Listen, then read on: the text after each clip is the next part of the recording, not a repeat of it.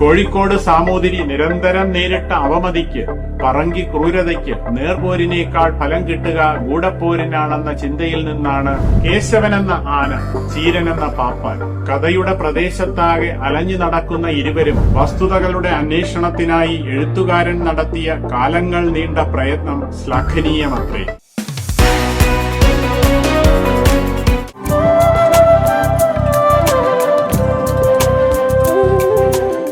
എല്ലാവർക്കും നമസ്കാരം. എന്റെ പേര് OS പ്രിയദർശനൻ. കേരള നിയമസഭ അന്താരാഷ്ട്ര പുസ്തകോത്സവത്തിന്റെ 3-ാം പതിപ്പിൽ ക്ലാസിക് കൃതികളെ പരിചയപ്പെടുത്തുന്ന വിഭാഗത്തിൽ ഞാൻ അവതരിപ്പിക്കുന്ന പുസ്തകം GR ഇന്ദുഗോപൻ എഴുതിയ ബൃഹത് നോവൽ ആനോയാണ്. ഒരു പുസ്തകം ക്ലാസിക് അഥവാ കാലാതിവർത്തിയാകുന്നത് തീർച്ചയായും ആ പുസ്തകം ചർച്ച ചെയ്യുന്ന വിഷയം, പുസ്തകത്തിൽ ഉപയോഗിച്ചിരിക്കുന്ന ഭാഷ എന്നിവയാലാണ്. CD കൃതികളാണ് ഇതിന് ഉത്തമ നിദർശനം. ആ നിലയ്ക്ക് പറയുന്ന കാര്യങ്ങളും ഫിക്ഷന്റെ മാസ്മരികതയും കൊണ്ട് കാലത്തെ കടന്നുകയറാൻ സാധിക്കുന്ന നോവൽ തന്നെയാണ് ആനോ. ആനോ ഒരു ചരിത്രാഖ്യായിയുടെ കെട്ടിലും മട്ടിലും എഴുതപ്പെട്ട ഒന്നാന്തരം ഫിക്ഷനാണ്. ഇവിടെ ചരിത്രം ലഭ്യമാക്കിയിട്ടുള്ള അറിവിനെ കൂട്ടുപിടിച്ച് ലഭ്യമല്ലാത്ത അഥവാ ശൂന്യമായ സ്ഥലങ്ങളെ ഫിക്ഷൻ എഴുത്തിന്റെ മിടുക്കുകൊണ്ട് നിറയ്ക്കുകയാണ് നോവലിസ്റ്റ്. ആനോ ഒരേ സമയം ഇരട്ട മുഖമുള്ള നോവലാണെന്ന് നിരീക്ഷിക്കാം. ചരിത്രവുമാണ് ഫിക്ഷനുമാണ്. വസ്തുതകളുടെ അന്വേഷണത്തിനായി എഴുത്തുകാരൻ നടത്തിയ കാലങ്ങൾ നീണ്ട പ്രയത്നം ശ്ലാഘനീയമത്രേ. 1511 ഡിസംബറിൽ ആരംഭിച്ച് 1517 അവസാനിക്കുന്ന കാലഘട്ട ചരിത്രം ആനോയിൽ ആഖ്യായികാവൽക്കരണത്തിന് വിധേയമാകുന്നു. പോർച്ചുഗലിന് പോപ്പിനെ സന്തോഷിപ്പിക്കുവാനുള്ള ഉപഹാരമായാണ് ആനയുടെ യാത്ര. ഇവിടെ നോവലിസ്റ്റ് തന്റെ സ്വാതന്ത്ര്യത്തെ പരമാവധി അച്ചടക്കത്തോടെ ഉപയോഗിക്കുന്നതുകൊണ്ട് മാത്രമല്ല ആനോ കാമ്പും കനവുമുള്ള നോവലാകുന്നത്. കഥയെഴുതുന്നതിലെ തന്റെ വൈഭവത്തെയും പ്രതിഭയെയും ഏറ്റവും മികച്ച രീതിയിൽ പ്രയോഗിക്കുന്നതുകൊണ്ടുകൂടിയാണ്. കേശവനെന്ന ആന, ചീരനെന്ന പാപ്പാൻ, കഥയുടെ പ്രദേശത്താകെ അലഞ്ഞു നടക്കുന്ന ഇരുവരും നാടകീയത സൃഷ്ടിക്കുക മാത്രമല്ല വായനയെ മുന്നോട്ട് നടക്കാൻ പ്രോത്സാഹിപ്പിക്കുകയും ചെയ്യുന്നു. നോവലിൽ ആന പ്രതികാരായുധവും പാപ്പാൻ ആ ആയുധത്തെ ശരിയാവണ്ണം പ്രയോഗിക്കേണ്ടവനുമാണ്. കോഴിക്കോട് സാമൂതിരി നിരന്തരം നേരിട്ട അവമതിക്ക്, പറങ്കി ക്രൂരതയ്ക്ക് നേർപോരിനേക്കാൾ ഫലം കിട്ടുക ഗൂഢപ്പോരിനാണെന്ന ചിന്തയിൽ നിന്നാണ് കേശവൻ എന്ന കുട്ടിയാനയുടെയും ആനപ്പണി പാരമ്പര്യമില്ലാത്ത കുടുംബത്തിൽ നിന്നും സ്വരൂപിച്ചെടുത്ത ചീരനെന്ന ആനക്കാരന്റെയും ജനനം. ചരിത്രത്തിൽ ആന സുവ്യക്തമായി പരാമർശിക്കപ്പെട്ടിടത്തു നിന്നും ആനയും ഒരു ചിത്രത്തിന്റെ മാത്രം ബലത്തിൽ ചീരനെന്ന ആനക്കാരനെയും നോവലിസ്റ്റ് സൃഷ്ടിക്കുന്നു.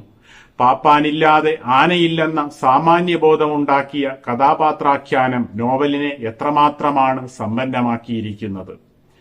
താണജാതി ആയതിനാൽ നേരിടുന്ന ഉച്ചനീചത്വങ്ങളിൽ നിന്നുള്ള മോചനം കൂടിയായാണ് പാപ്പാനുദ്യോഗത്തെ ചീരന്റെ പിതാവ് വിവക്ഷിക്കുന്നത്. ചീരന്റെ അച്ഛൻ പീച്ചനും പകയുണ്ട്. അയാളുടെ കൈ പീരങ്കി വെടിയിൽ പറിഞ്ഞുപോയതാണ്.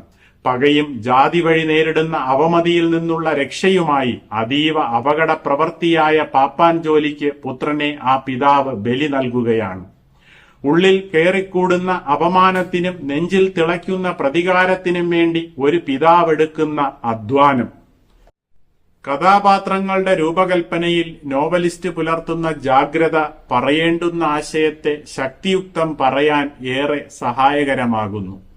ചീരനും അച്ഛൻ പീച്ചനും അധകൃതരുടെ പ്രതിനിധിയാകുമ്പോഴും നാടിനോടുള്ള കൂറും സ്വാവസ്ഥയിൽ നിന്നുള്ള പുറത്തുകടക്കലും അവരുടെ ചര്യകളെ നിരന്തരം നയിക്കുന്ന ഘടകങ്ങളാണ്.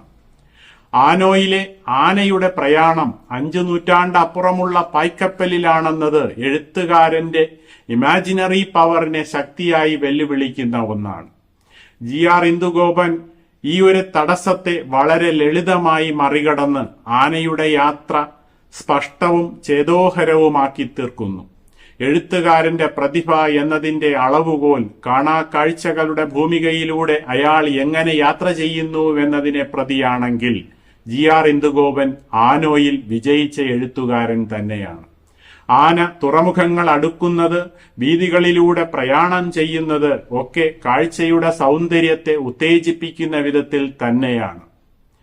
സ്വയാർജിത മനക്കരുത്തിനാൽ പാപ്പാൻ ആനയോളം വളരുന്ന പ്രോഗ്രഷൻ കൃത്യമായി ഗ്രഹിക്കാൻ കഴിയുന്ന വിധമാണ് നോവലിന്റെ ക്രാഫ്റ്റ്.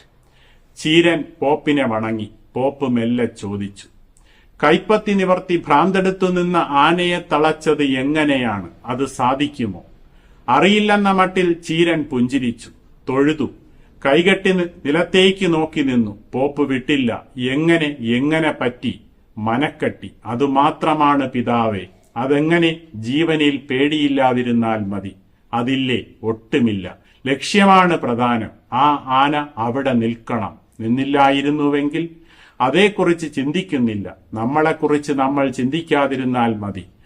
മരണഭയമില്ലാത്തവന്റെ മനോബലം ഏതൊരായുധത്തെക്കാളും പ്രഹരശേഷിയുള്ളതാകും. ലക്ഷ്യമാണ് പ്രധാനമെന്ന് ചീരൻ പറയുമ്പോൾ ചീരൻ പരിശ്രമശാലിയായ പാപ്പാനാണ് എന്നത് സുവ്യക്തം. അനാഥത്വം ദാക്ഷിണ്യമില്ലാതെ നടമാടുന്ന അരങ്ങാണ് ആനും. മാർഗരേറ്റയുമായുള്ള കൂടിച്ചേരലിന്റെ അനർഘ നിമിഷത്തിലും ചീരൻ അനാഥത്വത്തിന്റെ നോവ് അയവിറക്കുന്നു. നോവലിനെ വിസ്തൃത പ്രദേശത്ത് സംഭവിക്കുന്ന, സംസാരിക്കുന്ന സകല വിഷയങ്ങളിലും ഭാഗവാക്കാകുന്ന ആന എന്ന ജൈവബിംബം ഇവിടെയും ഉദാഹരണമാണ്. ഞാൻ മരിച്ചേക്കാം, എനിക്കാരുമില്ലല്ലോ. പക്ഷേ നീ മരിച്ചാൽ ആനയ്ക്കാരുണ്ട്? ആനയ്ക്ക് ആരെയെല്ലാം നഷ്ടപ്പെട്ടു? അമ്മ, ആനക്കൂട്ടത്തിലെ അമ്മമാർ, കാട്, അതിനപ്പുറം എന്താണ്? പോപ്പിന്റെ ജീവനും ആനയുടെ ജീവനും ബന്ധിതമാണെന്ന പ്രചാരണം സകല ജനങ്ങളും അംഗീകരിക്കും വിധം പ്രസിദ്ധമാക്കാൻ പാപ്പയുടെ സംഘം നടത്തിയ ശ്രമങ്ങൾ വിജയിച്ചുകൊണ്ടിരിക്കുകയായിരുന്നു. ആ മൂടുപടത്തെ മാറ്റി നോക്കുമ്പോൾ കാണുന്ന കാഴ്ച ആനയും പാപ്പാനും തമ്മിലാണ് യഥാർത്ഥത്തിൽ ബന്ധപ്പെട്ടിരിക്കുന്നത് എന്നതാണ്. ആ വസ്തുത കൃത്യമായി ഗ്രഹിച്ച ഏക വ്യക്തി പോപ്പായിരുന്നുവെന്നതാണ് സത്യം. അവിടെയും നോവലിസ്റ്റ് നിർമ്മിക്കുന്ന ട്വിസ്റ്റ് ഗംഭീരമാണ്.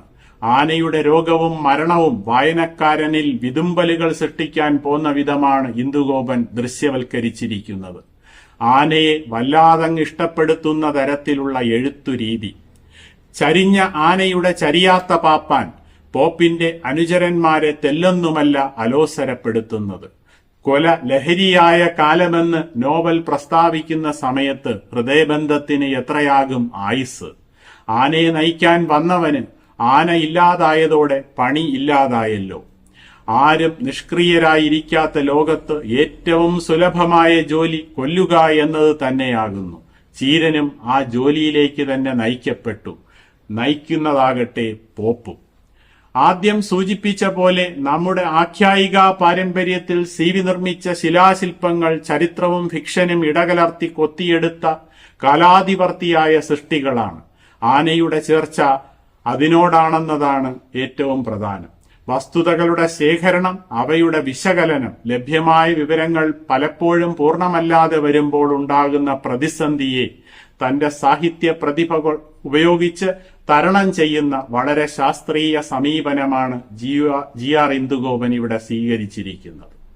ഈയൊരു രീതിയാണ് ഒപ്പം രചനാതന്ത്രത്തിൽ ആകാംക്ഷയും കൗതുകവും വേണ്ടും വിധം ചേർക്കപ്പെട്ടിരിക്കുന്നതിനാൽ ആനോയുടെ സഞ്ചാര വായന അരോചകമായി മാറുന്നില്ല.